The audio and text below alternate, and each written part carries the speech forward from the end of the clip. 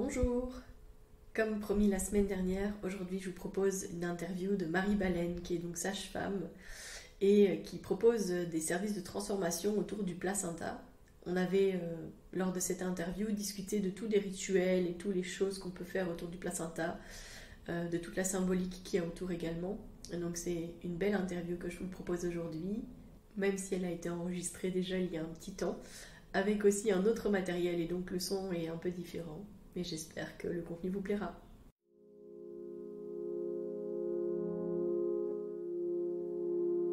Bienvenue dans Bulle de Sage-Femme, le podcast qui déconstruit les croyances, démystifie les peurs sociétales, redonne toute sa place à la physiologie des femmes qui savent enfanter dans leur pleine puissance, mais aussi des bébés qui savent se mettre au monde.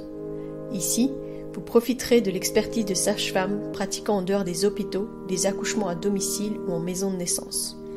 Nous souhaitons que vous trouviez les outils, les informations pour que vous puissiez être les acteurs de la naissance de votre bébé, et ce quel que soit le lieu où vous avez décidé de l'accueillir. Mon nom est Mélissa Chambard, sage-femme, maman de 5 enfants. À chaque épisode, je vous partagerai mes astuces, mes bons plans, mon expertise, des anecdotes, mais aussi des témoignages de parents, de sages-femmes et des rencontres inspirantes autour de la périnatalité. Dans la bienveillance, la force, la puissance. Allez, vas-y.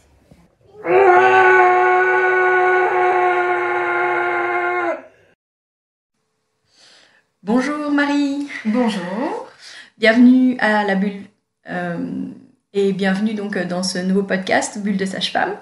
Je voudrais te laisser te présenter et expliquer justement ce que tu fais autour du placenta et puis on amorcera ensuite par la suite. Parfait. Alors moi je suis Marie Baleine, sage-femme. J'ai 4 enfants et je m'intéresse au placenta depuis presque 10 ans maintenant grâce à un voyage. J'ai habité 3 ans au Canada où j'ai découvert les rituels autour du placenta. Chouette. Et comment est-ce que tu en es arrivée justement à placenta autrement? Parce que donc c'est ça que tu... Oui, tout à fait. Mais en fait, moi, j'ai découvert la placentophagie quand j'ai eu ma 2e fille. J'ai voulu tester, je suis très curieuse et j'ai pu vivre 2 expériences différentes puisque pour mon premier, je n'avais pas pratiqué la placentophagie et j'ai vraiment découvert pour moi un regain d'énergie. J'ai senti que je me rétablissais beaucoup plus rapidement par rapport à l'accouchement et au niveau du moral, dès que j'avais un petit coup de blues, je prenais mes gélules. Et j'allais beaucoup mieux dans les heures qui suivaient. Et donc, suite à cette expérience, j'ai voulu proposer ces services-là au Canada, ça a très vite marché. Et puis, quand je suis rentrée en Belgique, je me suis dit, il faut que les femmes belges puissent aussi y avoir accès.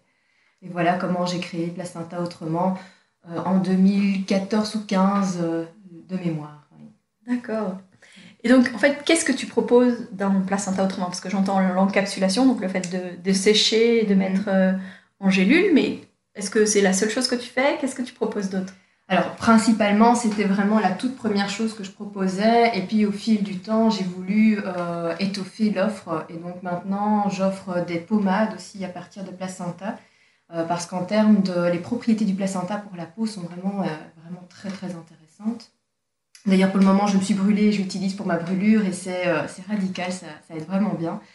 Il y a aussi la teinture mère qui va permettre en fait, de continuer à utiliser les effets des gélules du placenta, mais au-delà des gélules. Donc, quand vos gélules sont terminées, ça permet de continuer vraiment l'utilisation pour la mère, pour l'enfant, pour la fratrie.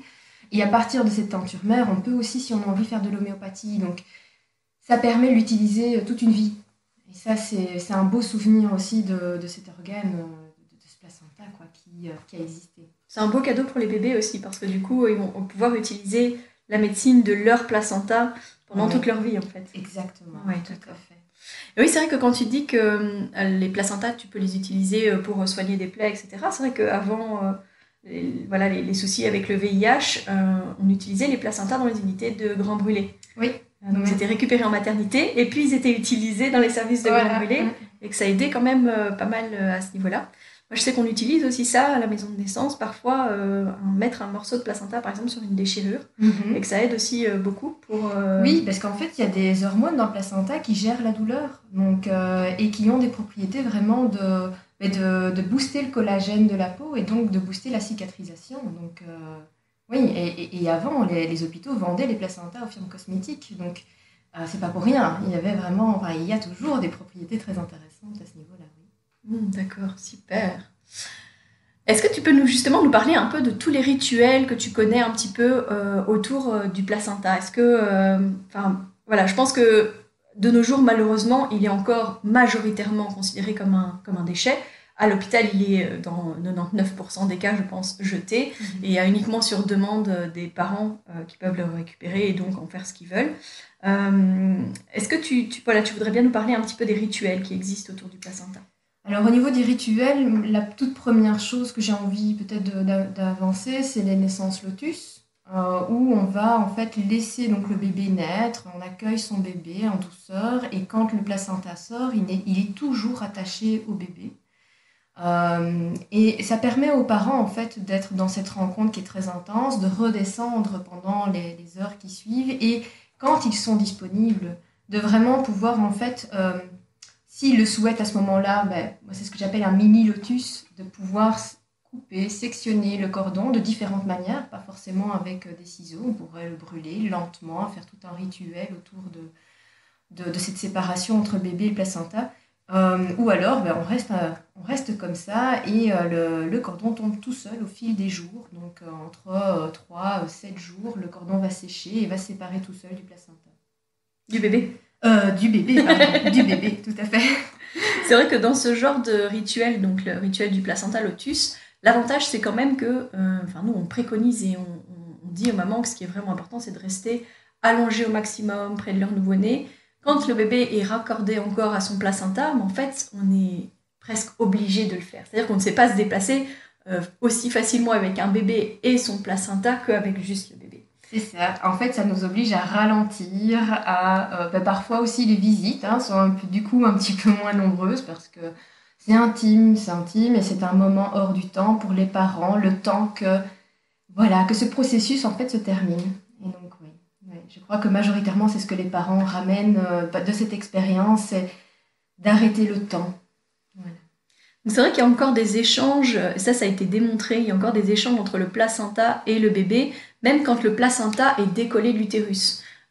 Et donc ça va prendre plusieurs heures en fait pour que ces échanges s'arrêtent vraiment et qu'il n'y ait plus rien qui vienne du placenta vers le bébé, notamment beaucoup de cellules souches qui vont aider, parce qu'une fois que le bébé a récupéré tout son sang, le fait quand même d'être encore accordé pendant un petit temps, ça a du sens. C'est vrai que ce qui a du sens aussi, c'est de ne pas couper systématiquement nous et de décider nous quand est-ce qu'on doit couper, mais de laisser l'opportunité aux parents de décider quand ils veulent couper le cordon ou brûler le cordon si c'est leur souhait, ou de laisser raccorder leur bébé au placenta. Peut-être que juste pour que nos auditeurs sachent un petit peu comment est-ce que ça se passe, c'est qu'on met le placenta dans des plantes et du sel, c'est bien ça? Voilà, donc pour conserver le placenta pendant plusieurs jours, on va saler, en fait on va faire une salaison comme on pouvait conserver les viandes avant, pour que ce placenta se dégorge de l'eau et soit, n'ait pas d'odeur, se conserve pendant ces plusieurs jours hors frigo. C'est ça, il ne va pas pourrir en fait. Non, il ne va pas pourrir. Donc il y aura des soins, il y aura un rituel journalier à faire de resalaison si c'est nécessaire, et de changer en fait parce qu'on va mettre du coton, des alaises, en fait des langes autour du placenta qui va lui-même être contenu dans un panier en osier ou un petit sac prévu à cet effet. D'accord. C'est vrai que justement on vient de créer un pack bébé lotus à la bulle maison de naissance, donc c'est vrai que c'est intéressant. Ok, très bien. Qu'est-ce qu'on dit en fait comme bénéfice par rapport à ce placenta lotus? Est-ce que tu sais un peu nous en dire? Oui, non. Ouais. En fait, je pense que la plupart du temps, les gens qui en parlent, ils parlent surtout d'un bébé bien présent. Oui, c'est juste, oui. Alors, il y a l'incarnation de l'âme de l'enfant, mais là, on parle peut-être d'autre chose que de l'aspect plutôt scientifique. Ouais, tout à fait. Donc ça, c'est des croyances, c'est plus subtil, c'est plus...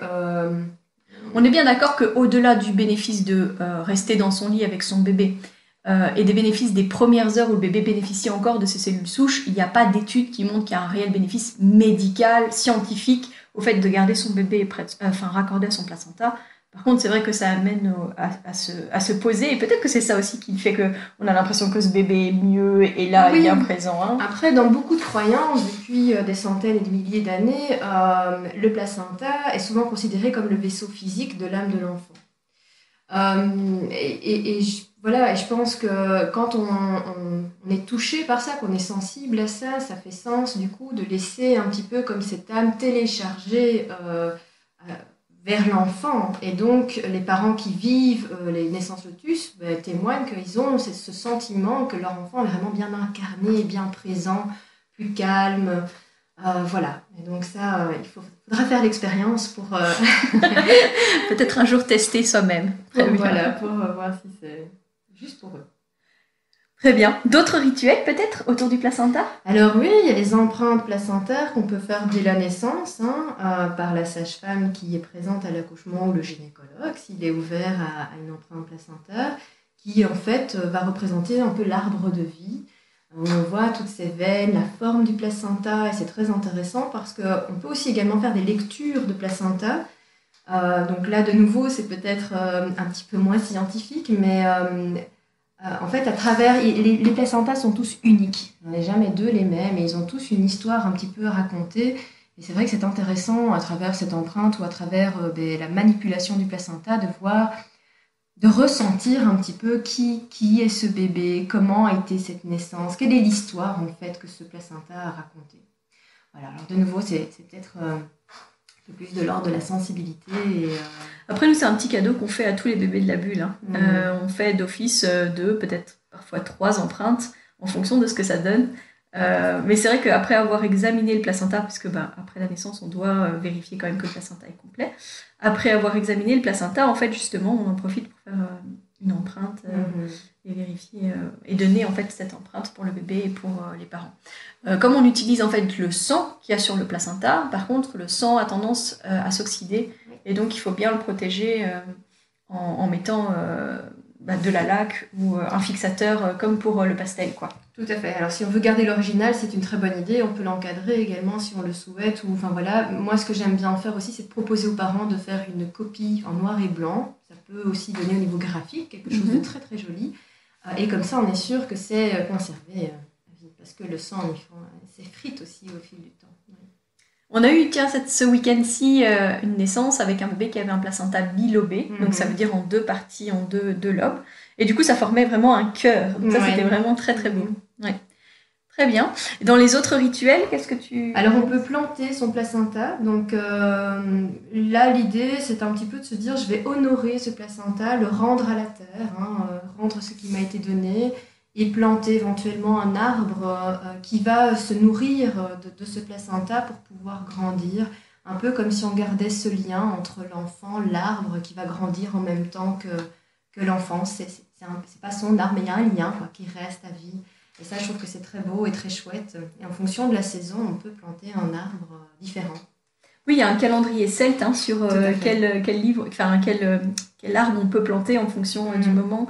Ce qui est intéressant aussi, c'est que c'est quelque chose qu'on peut post-poser, parce que si le bébé est né en plein hiver, c'est parfois un peu compliqué d'aller planter le placenta. Mais donc, on peut juste conserver le placenta au congélateur, par exemple, et puis le dégeler au moment où on voudra le mettre en terre, et aussi à un moment donné où peut-être que la nouvelle accouchée, elle sera quand même plus disponible, elle sera juste plus dans son postpartum immédiat, et elle aura l'opportunité de faire un beau rituel finalement autour de ce placenta et du fait de l'enterrer. Et le rythme est différent pour chacune ou chacun. Donc chaque famille va prendre le temps nécessaire, et en fait tout d'un coup un jour, elle va dire tiens, ce placenta qui est dans mon congélateur, on va l'honorer maintenant. Et ça peut prendre plusieurs années, c'est pas forcément plusieurs mois. Et ce qui est chouette alors, c'est qu'on intègre l'enfant pendant ce rituel qui honore son placenta avec les parents. Et ça, c'est vraiment une expérience aussi très chouette. Ah oui, j'ai rencontré une famille comme ça où ils avaient postposé effectivement le moment de mettre en terre ce placenta. Et du coup, c'était une petite fille, elle avait un attrait énorme pour les poires. Et donc, du coup, ils ont décidé de planter un poirier, mais ils ont bien cherché, bien analysé quelle espèce ils allaient planter. Et ils avaient du coup choisi une espèce plus ancienne, mais qui avait des petites tache de rouge dessus et disait comme ça nous rappellera qu'en fait il y a le placenta qui est là et qui nourrit cet arbre. Donc ça du coup c'était bien réfléchi, que ce soit par rapport au goût de cet enfant qui aimait tant les poires que la symbolique autour du placenta. C'est beau. Donc ça c'est vraiment chouette. Ok. Est-ce que tu vois d'autres rituels peut-être ? Alors, il y a l'homéopathie. On a déjà un petit peu parlé avec la teinture mère, mais l'homéopathie, donc il y a des pharmacies en Belgique qui proposent aussi de transformer le placenta en homéopathie, à Bruxelles et à Namur entre autres. Et ça, c'est très intéressant pour l'utilisation pour le bébé. Donc, en tout cas, c'est la première raison pour laquelle on le fait, pour booster un petit peu le système immunitaire, un petit peu venir réveiller le fonctionnement quand il y a des maladies un peu plus costauds. Moi, personnellement, je le conseille énormément aussi aux nouvelles accouchées. Par exemple, une femme qui a eu une péridurale, on a un petit protocole de désintoxication de la péridurale à travers de l'homéopathie. Ça donne aussi des boosts d'énergie, c'est un effet galactogène. On va pouvoir utiliser l'homéopathie aussi dans le cas où il y a des événements qui sont un petit peu plus durs au niveau émotionnel. Par exemple, on pourrait se dire l'entrée en crèche avec la séparation des parents, ou quand on rentre à l'école, ou même plus tard lors de l'adolescence, ou pour les femmes. Les femmes, lorsqu'on a notre syndrome prémenstruel et qu'on a un petit peu le moral dans les chaussettes, ça peut bien aider en fait. Vraiment. En fait, c'est vrai, quand on disait que c'était un beau cadeau pour nos bébés, mais c'est un merveilleux cadeau pour nos filles. Elles pourraient l'utiliser à leur puberté, à leurs règles et à leur propre grossesse et leurs propres accouchements en fait. Voilà, oui, tout à fait. Alors moi, pendant la grossesse et l'accouchement, je prends des précautions parce que j'ai pas encore assez de connaissances. Oui. Et d'un point de vue hormonal, j'aime pas trop aller chipoter ce juste équilibre qui se met en place. Mais voilà. D'accord, super, très intéressant. D'autres rituels ? D'autres rituels. Alors, on a parlé donc de la teinture mère, de l'homme. Oui, alors on pourrait tout simplement aller chercher si loin et cuisiner son placenta au moment de la naissance. Donc, justement, alors on va parler de la placentophagie. Voilà, on va vraiment rentrer là dans le vif du sujet, ce qui génère pas mal d'émotions chez les gens quand on en parle, parce que le placenta est quand même un organe qui est a priori considéré comme dégoûtant la plupart du temps, sanguinolent, le gros steak. Voilà, moi j'en parle tout le temps à mes patientes et c'est vrai que la plupart du temps ça génère ce dégoût. Mais pourtant, ce placenta, il a tellement de propriétés. Quand j'étais au Canada, il y avait une sage-femme qui, lors des naissances, quand la femme saignait un petit peu trop, après la délivrance, elle donnait un petit morceau de placenta à faire fondre sous la langue. Et c'était magique, quoi. La femme arrêtait de saigner dans les minutes qui suivaient. Et dans cet ordre d'idées, en fait, on va pouvoir nourrir la femme qui vient d'accomplir un événement incroyable. Elle a donné tellement d'énergie qu'on va pouvoir en fait la nourrir en partie avec ce placenta qui va lui redonner un petit boost d'énergie pour la suite. Et donc ça peut être fait tout simplement en gobant son placenta, pour celles qui sont les plus, on va dire, plus aventureuses. Ou sinon on pourrait le mélanger à un smoothie avec des fruits, ou dans une soupe, plein de protéines, ou dans un plat de lasagne. Alors je sais, ça fait bizarre, mais ça reste des protéines, ça reste un aliment qu'on peut consommer. Mais moi, j'ai même des patientes végétariennes qui ont consommé leur placenta et qui me disaient d'ailleurs que, contrairement à la viande qu'on achète pour mettre dans sa lasagne, ici, on n'avait tué personne pour avoir ce placenta. Donc voilà. Et puis, c'est vrai que le reboost d'énergie qu'elles ont ressenti était vraiment hyper, hyper important et elles avaient un attrait pour ça. Donc je pense que ça veut dire aussi que si elles ressentent qu'elles en ont besoin, c'est certainement parce que leur corps leur dit tiens, ça pourrait peut-être bien t'aider. Donc, Oui, ça, j'ai eu beaucoup de témoignages de femmes qui me disaient c'est bizarre parce que ça m'a toujours dégoûtée, mais au moment où j'ai accouché, en fait ça ne me dégoûtait plus. J'avais même envie d'aller l'explorer, d'aller le voir. L'odeur ne me dérangeait pas du tout. Et donc oui, évidemment, je pense que c'est parce que notre corps sait ce dont il a besoin. En fait, est-ce que cette image qu'on a un peu dégoûtante du placenta ne vient pas justement du fait que, dans 99% des cas, ce placenta est considéré comme un déchet et donc voilà, les gens le voient en tant que tel. Il y a peut-être quand même des endroits dans le monde où il y a vraiment une place qui est donnée au placenta, et donc il n'est pas du tout vu comme quelque chose de sale, de dégoulinant, enfin voilà. Et quand on l'analyse bien, un placenta, ça peut être vraiment très beau, hein, ça a une belle couleur en fait. Ah bien sûr, je vais pas dire le contraire. Et c'est vrai que j'ai appris à aimer les placentas à force de les travailler aussi. Mais oui, c'est culturel, c'est l'éducation, depuis qu'on est toute petite. Enfin, c'est un déchet, c'est vraiment ancré dans notre mental que c'est un déchet. Et c'est dommage parce que c'est loin d'être un déchet. C'est vraiment quelque chose qu'il faut honorer à mon sens, qui fait partie de la naissance et qui fait partie du bébé en fait. C'est une partie du bébé qui est là et qu'on doit donner un peu plus de place.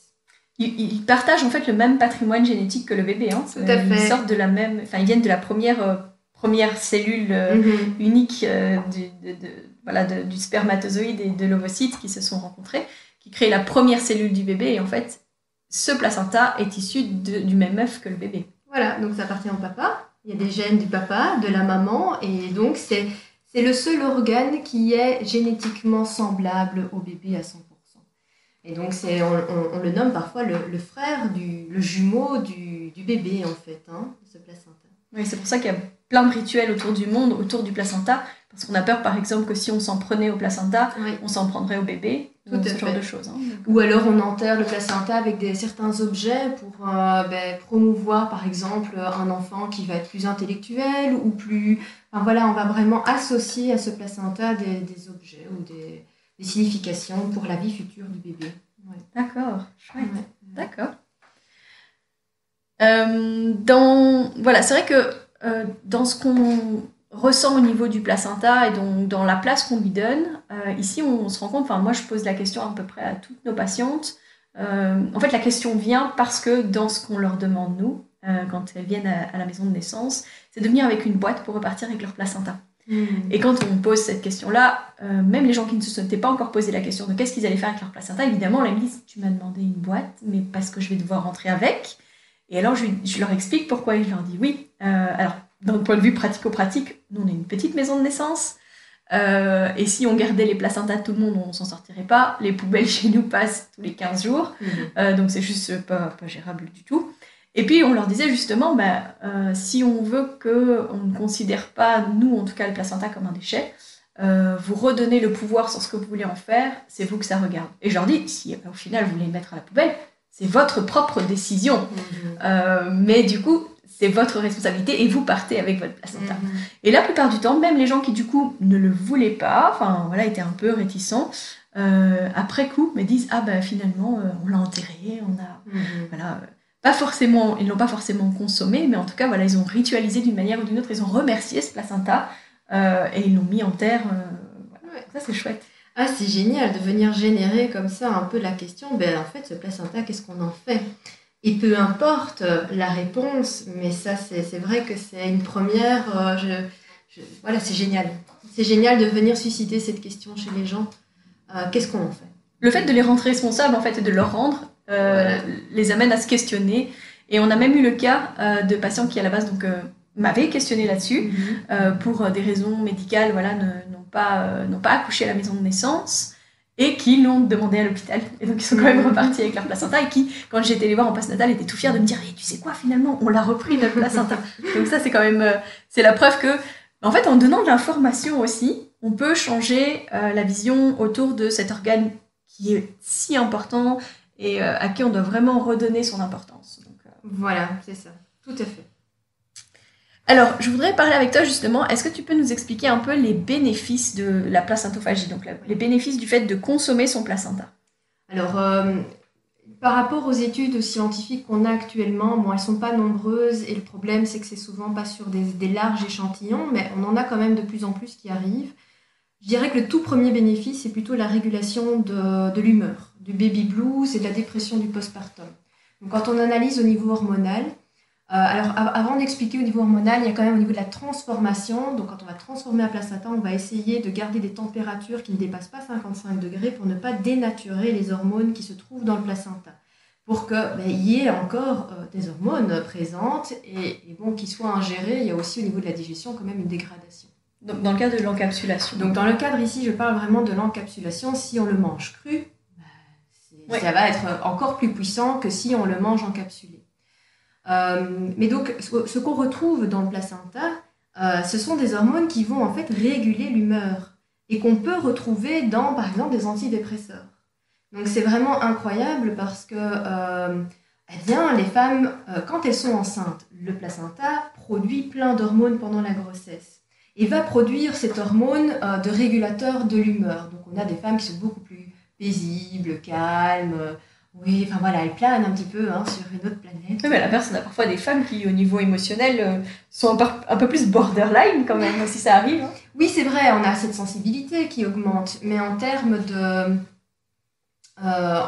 dépression, de tristesse en tout cas, il y a une hormone qui vient normalement pallier pendant la grossesse, qui vient un peu stabiliser des états d'humeur qui étaient plus fluctuants en autre temps. Et quand la femme accouche, eh bien ce placenta part. Et donc on a une chute de cette production hormonale, et le temps que l'hypophyse reprenne le relais, eh bien on a comme ça un entre-deux qui fait qu'on a dans 50 à 80% des cas des femmes qui font un baby blues.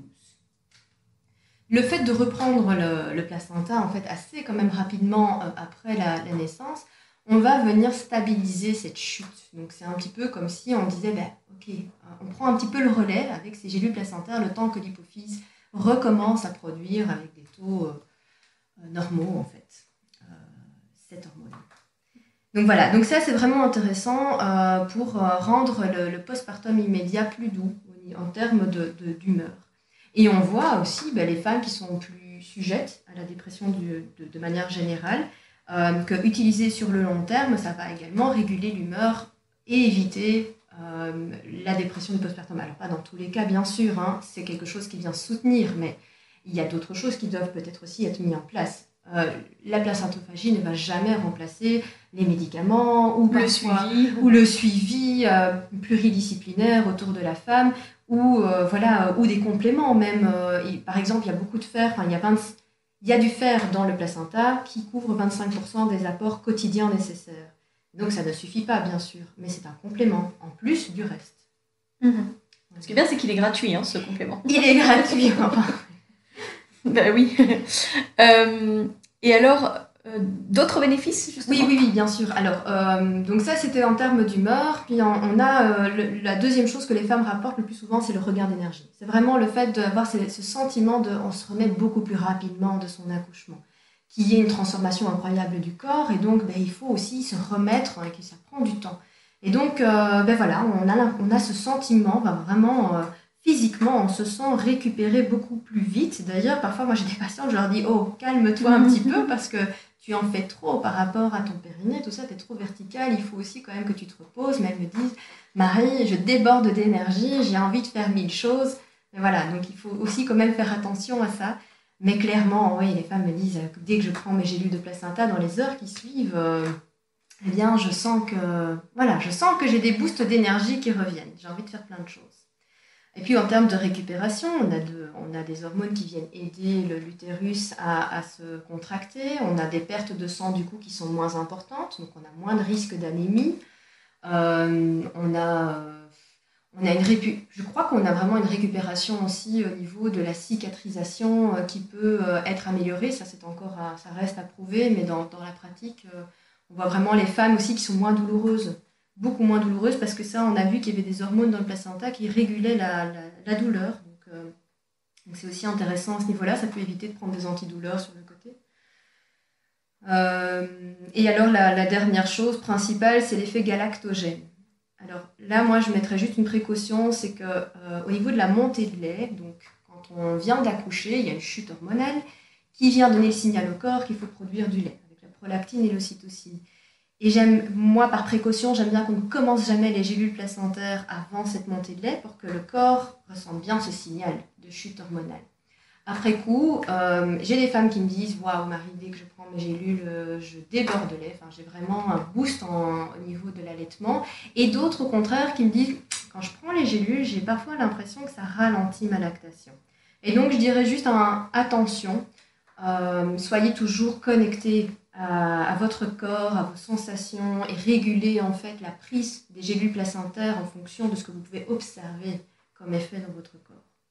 C'est vrai que, le fait que tu préconises de ne pas consommer tout de suite le placenta qui a été encapsulé, nous par exemple, on n'encapsule pas les placentas, mais par contre ça nous arrive de faire des smoothies en postnatal pour nos patientes, et beaucoup pour réguler au niveau des tranchées, parce que souvent ce qu'on a observé par contre, c'est que clairement consommer le placenta frais dans les premiers jours aide vraiment beaucoup au niveau des sensations douloureuses, des contractions après la naissance.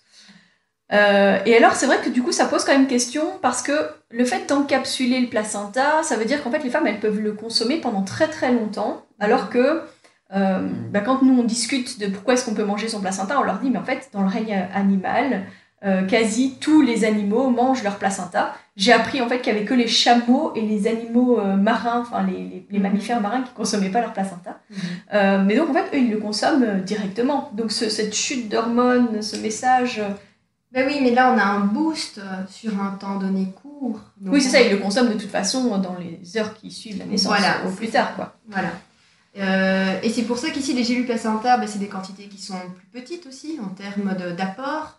Donc, pour moi, prendre son placenta directement après la naissance a vraiment du sens dans un smoothie, parce que ça va être un boost important, mais isolé. Isolé dans le temps sur la journée. Alors que les gélules placentaires, on va recommander au départ d'en prendre 2 ou 3 le matin, 2 ou 3 le soir. Ou même 6 gélules, donc en 3 prises sur la même journée. Et comme ça, on couvre un petit peu toute la journée. Et là, ça me pose question par rapport à la montée de lait. Ah oui, d'accord. Juste pour la montée de lait. Une fois que la montée de lait a eu lieu, on peut avoir ces apports sur plusieurs moments de la journée, en continu. D'accord. Est-ce que du coup, il y a des limites à consommer son placenta ? Est-ce qu'il y a des moments où en fait, c'est déconseillé de consommer le placenta ? Et notamment, je me posais la question par rapport au GBS. Si la patiente est GBS positive, est-ce qu'elle peut consommer son placenta ? Alors oui, la patiente qui est GBS positive peut consommer son placenta. Il y a eu toute une question sur ce sujet parce qu'il y a eu une maman aux États-Unis où son bébé malheureusement a été infecté par le GBS et en est décédé. Et c'est une maman qui avait consommé son placenta avec des gélules. Et en fait, on a retrouvé du streptocoque B, donc du GBS, dans les gélules placentaires. Et on s'est dit, en fait, c'est parce que la maman a mangé ce GBS que le bébé l'a eu par le lait maternel. Ce qui, en fait, scientifiquement, c'est pas la corrélation entre les deux n'a jamais vraiment été établie. La question à se poser, c'est est-ce que quand ce bébé est né, il n'a pas été infecté par le GBS, tout simplement, comme ça arrive dans de très très très rares cas. Et donc il y a eu évidemment de la recherche qui a été faite après ce cas-là, en se demandant à quel moment est-ce qu'on retrouve encore du GBS dans le placenta, quand la maman est positive et n'a pas été traitée par des antibiotiques, dans les gélules placentaires. Et on voit que quand le placenta est cuit à 70 degrés, donc vraiment on voit que la température du placenta monte jusqu'à 70 degrés, il n'y a plus aucune trace de GBS dans le placenta. Et puis il y en a qui ont été encore plus loin, parce que ça veut dire qu'il faut cuire le placenta avant de le déshydrater, et on perd une certaine quantité de nutriments. Qu'en est-il quand on est à 55 degrés ? Et là, on voit aussi qu'il n'y a plus... Alors il y en a, encore un petit peu, mais plus dans des quantités suffisantes pour que ça n'ait aucun impact sur la mère ou l'enfant. Et donc, ce qui a été les recommandations, en fait, c'est qu'il n'y a aucun risque à l'heure actuelle à consommer son placenta si on est GBS positive et non traité par antibiotiques. Alors, il y a une nouvelle réglementation qui a été émise ici en décembre 2020 en Angleterre, où le placenta est enfin considéré comme un aliment. Donc ça veut dire qu'en termes de régulation d'hygiène et de transformation de ce placenta, on tombe dans les réglementations de l'alimentation. Donc par exemple, un restaurant doit suivre certaines réglementations pour la conservation des aliments, la préparation. Et bien le placenta tombe dans ce pays-là, en tout cas sous les mêmes réglementations, et on voit que ça va dans ce sens dans le monde entier. Donc on attend en Belgique pour avoir... Faudrait-il déjà qu'il soit... légiférer au niveau de la loi l'appartenance du placenta. Parce qu'en Belgique, nous avons un flou juridique. Donc, il appartient... on ne sait pas. Il peut être pris comme il peut ne pas être remis, puisqu'il n'y a pas de loi qui légifère sur l'appartenance du placenta. D'accord. à l'heure actuelle. Et donc, il y a d'autres limites. Est-ce qu'il y a des moments où on ne peut pas consommer son placenta? Alors oui, donc si par exemple la maman a chauffé donc a fait de la température pendant son accouchement, on ne va pas prendre de risque parce que c'est potentiellement qu'il y a une infection et on ne voudrait pas qu'elle reconsomme en fait le virus ou le pathogène par après. Donc ça pour moi c'est une limitation, voilà, on ne le fait jamais. Si la maman a une sérologie positive au niveau du sida, au niveau de la syphilis ou de l'hépatite C ou B, par précaution, on ne le fait pas, de nouveau, pour pas que la mère reconsomme en fait ce virus, par exemple du sida. Qu'est-ce qu'il y a d'autre? Alors, si la maman fume, donc malheureusement, donc le placenta va être détérioré, il va contenir des agents néfastes de la cigarette dans le placenta, et donc ce ne serait plus dans ce cas-là, c'est plus intéressant. On n'a pas que des bons éléments dans le placenta, on va aussi en avoir des mauvais. C'est pas ce qu'on recherche. Et puis voilà, moi j'ai par exemple une maman qui a fait un virage toxoplasmose. J'ai pas la précaution avec les médecins, on en a discuté et on s'est dit que voilà, c'était peut-être plus sage de ne pas reconsommer le placenta après un virage toxoplasmose. Mais ça, c'est encore à creuser. D'accord. Plutôt une mesure de précaution actuelle, mais je pense que voilà, il faudrait creuser la question. D'accord. Et est-ce qu'il y a des conditions pour le consommer? Est-ce que voilà, dans la manière de le conserver ou ce genre de choses? Alors oui, je vais juste revenir, il y a encore un élément où on ne peut pas consommer son placenta, c'est en cas d'anesthésie générale. Donc dans un cas d'accouchement en urgence où on utilise une anesthésie générale, le placenta n'a pas eu le temps en fait de métaboliser les agents anesthésiants et donc c'est aussi un moment où on ne peut pas le consommer. D'accord. Avec la péridurale, on peut? Avec la péridurale, on peut, mais pas parce que les produits utilisés ne sont pas les mêmes. D'accord. Et donc, tu demandais... comment est-ce qu'on conserve en fait le placenta dans de bonnes conditions pour être sûr qu'on peut ensuite le consommer? Alors, moi, je conseille après la naissance, on a 4 heures à température ambiante, ou on peut le laisser à température ambiante, mais 4 heures maximum. Donc, l'idéal, c'est de le mettre dans ces 4 heures au frigo, à 4 degrés. Et puis là, on a 48 à 72 heures pour pouvoir le transformer. Le plus tôt, le mieux. Si c'est pas possible de transformer le placenta dans ces 3 premiers jours, alors il faut mieux le congeler. Mais le congeler dans les 48 premières heures. Parce qu'il faut un temps de congélation et comme ça on est sûr qu'on est bien au niveau du timing. Et là c'est 6 mois. 6 mois de conservation. Au-delà, la congélation va aussi détériorer les propriétés du placenta et donc ça devient moins intéressant en termes de placentophagie. On pourrait toujours le transformer en crème ou en d'autres choses. Mais en termes de placentophagie, ça devient beaucoup moins intéressant. D'accord, très bien. Est-ce que justement, tu as déjà entendu des peurs, des craintes autour du placenta et comment est-ce que tu y réponds en fait, par rapport au fait de consommer le placenta, hein, pas juste le placenta comme ça, juste du fait de consommer le placenta? La toute première chose, moi, qui vient, c'est vraiment cet organe filtre plein de choses pour que le bébé ne soit pas en contact avec certaines substances que nous avons dans notre corps, qu'on consomme. Et donc, c'est un filtre, un peu comme ce filtre d'aspirateur qui va garder toute la poussière. Et donc, quand à la naissance, ce placenta est sale de toute cette filtration qu'il a fait pendant 9 mois. C'est pas comme ça que ça fonctionne. C'est comme nos reins, comme notre foie, ça filtre, ça métabolise. Ça veut dire que c'est un organe qui est capable en fait de faire sortir de notre corps les choses néfastes. Et ça ne garde pas dans le placenta. Alors quand même, on constate, on a fait une analyse au niveau des cordons ombilicaux et on constate quand même qu'il y a par exemple des pesticides ou du plastique à l'heure actuelle. Et ça vient de la consommation de nos aliments où on a des pesticides et du plastique. Et donc oui, on en retrouve, mais autant qu'on pourrait en retrouver dans notre alimentation. Donc ça reste un choix des parents, mais c'est pas plus néfaste que ce qu'on mange actuellement. C'est vrai que ce qui est un peu interpellant, c'est tous ces gens qui vont être complètement dégoûtés si on parle du fait qu'on a décidé qu'on allait consommer notre placenta, alors que ça ne les dérange pas de manger des rognons ou du foie finalement. Mais oui, tout à fait. Mais oui, qui sont pourtant des organes qui filtrent énormément dans notre corps. Oui, clairement. Et pendant beaucoup plus longtemps que les 9 mois d'une grossesse. Exactement, oui. D'accord. Eh bien écoute, en tout cas, merci. Je sais pas s'il y a d'autres choses dont tu voudrais nous parler sur le placenta. Non, je pense que voilà, il faut être curieux, il faut explorer en fonction de soi, de ce qui nous parle.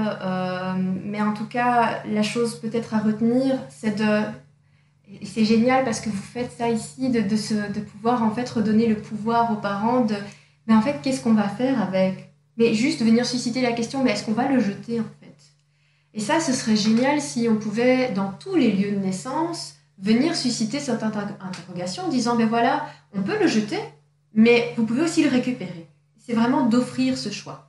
Et un réel choix. Un réel choix. Et pas juste pour les personnes qui se sont informées et qui veulent le récupérer. Susciter aussi la question chez les gens qui, à la base, n'y pensaient même pas, ne savaient même pas qu'ils pouvaient le récupérer. Parfois, il y a des gens qui ne pensent même pas au placenta au moment de la naissance. Hein. C'est-à-dire que le bébé est sorti et ils pensent que la naissance est terminée et ils en oublient le placenta. Donc, ça a toute son importance de redonner ces lettres de noblesse à ce placenta. Voilà. Alors, je vais me permettre de te poser en fait une série de questions un peu en rafale, des questions qui vont revenir en fait au fur et à mesure des podcasts de Bulle de Sage-Femme. Et donc voilà, à toi de répondre un petit peu par rapport à ça. Donc d'abord, quel livre conseillerais-tu? Alors, ça peut être sur le placenta, mais sur autre chose. Hein. Alors, en termes de placenta, moi, j'ai beaucoup aimé l'ouvrage de Cordelia Henning, qui est Le placenta, rituel et usage thérapeutique. Pour les parents qui souhaitent transformer eux-mêmes leur placenta, il y a plein de petites recettes, il y a plein d'explications aussi sur les propriétés du placenta. Ça peut être la teinture mère, des pommades, même des crèmes qu'on peut faire. Il y a même des recettes. Hein, il y a des recettes, oui. Il y a la recette de la soupe de la nouvelle accouchée. Oui, qui est vraiment très très chouette. Les essences de placenta, enfin voilà, c'est très bien expliqué et ça donne, je trouve, accès aux femmes de pouvoir également prendre le temps, si elles ont envie de le faire elles-mêmes, d'honorer le placenta elles-mêmes. Et puis il y a le tout nouveau livre Le placenta délivré de Laurie Vallée-Dallaire, qui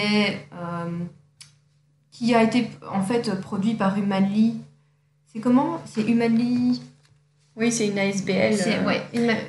Et c'est un condensé un peu d'un travail de plusieurs personnes autour du placenta. Mm-hmm. Et il y a plein de thématiques qui sont abordées, autant autour du placenta lotus que des empreintes de placenta, des rituels autour du placenta. Et il y a même un tutoriel pour faire un placenta en tricot. Voilà, donc c'est vraiment un très très chouette livre, je trouve, qui balaye un petit peu la question de long en large, et pas seulement autour des rituels. Et c'est vraiment pour moi un très très chouette livre, il est très très bien fait. Super. Alors, quel conseil pourrais-tu donner aux personnes qui écoutent le podcast justement et qui se posent des questions sur le placenta? Quel conseil? À quel niveau? Tu peux préciser un petit peu?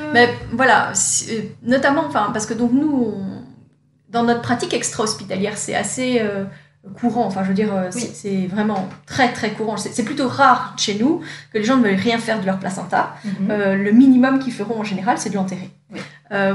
Mais donc, ce serait peut-être ces gens qui ne sont pas encore ouverts à cette question, ou alors peut-être des gens qui n'ont encore pas eu de bébé, ou qui ne sont pas encore enceintes, qui écoutent le podcast et puis qui se disent « Ah oui, tiens, comment est-ce que je pourrais aborder cette question ?» ou « Qu'est-ce que je pourrais en faire ?» ou voilà, qu'est-ce que tu leur proposerais pour pouvoir en fait peut-être amorcer la question autour du placenta?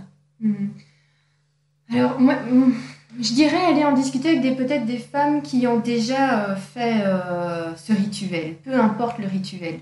Il y a un très chouette groupe Facebook qui s'appelle le B.A.B.A. du placenta où en fait on échange, on discute. Ah t'as fait comme ça, moi j'ai fait comme ça. Il y a des attrape-rêves par exemple qui sont magnifiques. On n'a pas parlé dans les rituels, mais oui, on a une de nos partenaires de la maison de naissance, Emotiplâtre, qui fait des... Oui, et des bijoux aussi. Et c'est magnifique, c'est vraiment un bel hommage à ce placenta aussi. Donc, je pense qu'en discutant, en fait, entre femmes, même entre parents, hein, pas forcément que les femmes, voilà, pour moi, c'est une belle source pour se dire, tiens, ah ouais, j'avais pas vu la chose de telle manière, c'est intéressant. Et voilà, éveiller la curiosité. Et les attrape-rêves, c'est pas avec le placenta, par contre, c'est avec le cordon ombilical. Tout à fait. Le placenta, par contre, Emotiplâtre fait aussi des moulages de placenta. Oui. Donc on peut garder une empreinte en positif de son placenta. Et on en a un ici à la bulle du premier bébé né à la bulle qui nous a été offert du coup le placenta. Donc c'est rigolo. Ok. Quel est ton souhait, en fait, si tu pouvais changer quelque chose dans le monde de la naissance actuelle, qu'est-ce que tu ferais? Alors, c'est une belle question. Il y a beaucoup de choses qui pourraient être dites. Mais je dirais que la première chose que j'ai envie de répondre, c'est redonner en fait le choix aux parents, redonner le pouvoir aux parents. Très souvent, on est pris dans l'engrenage un petit peu de suivi de grossesse, d'accouchement, et on suit, on fait confiance, on suit. J'aimerais qu'on puisse en fait redonner le choix en disant voilà, il y a telle option et telle option, et il y a les avantages et les inconvénients par rapport à ces 2 ou 3 ou 4 options. Qu'est-ce que vous souhaitez faire, vous?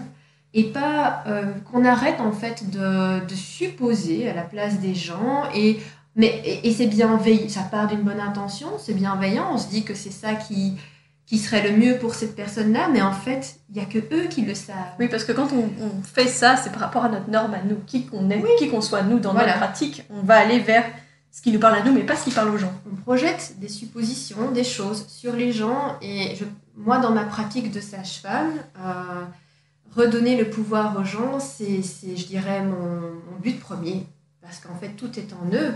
Et ils sont les mieux placés pour savoir ce qui est le plus juste pour eux, que ce soit pour la naissance, la grossesse ou la parentalité ou d'autres choses.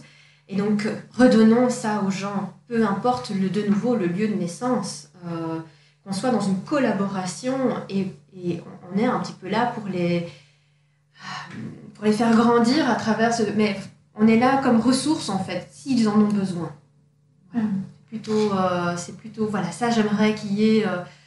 un mouvement dans ce sens, et je sens qu'il y a un mouvement dans ce sens. Voilà, si ça pouvait encore prendre beaucoup plus d'ampleur, et bon, je suis un petit peu impatiente, c'est pas très compatible avec notre métier de sage-femme, mais voilà, j'aimerais qu'on aille vers ça de plus en plus. Merci beaucoup en tout cas Marie, merci pour cette discussion vraiment très intéressante, qui nous aura en tout cas ouvert des tonnes de perspectives autour du placenta, des rituels, de l'utilisation, de comment est-ce qu'on peut faire, etc. Merci vraiment, c'était très riche et très très intéressant. Avec grand plaisir. Merci à toi aussi de réaliser ce podcast. Voilà. Alors sachez que depuis, Marie a aussi eu la chance et l'opportunité d'ouvrir un centre périnatal du côté de Gembloux qui s'appelle Omea, et que je vous invite du coup à aller suivre sur les réseaux sociaux pour voir un peu toutes les choses qui sont proposées dans ce centre périnatal. On espère un jour pouvoir faire de la bulle un aussi beau centre périnatal. Voilà, j'espère en tout cas que cette interview vraiment pleine de bons conseils, de belles choses vous a plu. Je vous rappelle que donc il est toujours possible de faire une préinscription pour le salon Naître et Grandir en douceur qui auront lieu donc les 13 et 14 avril 2024, qu'on espère aussi beau, voire même plus beau encore que l'année dernière. On a réussi à ouvrir plus de places pour les exposants, donc si vous êtes intéressés pour participer, n'hésitez pas à remplir le formulaire que je vous remets en copie dans la description de cet épisode. Voilà.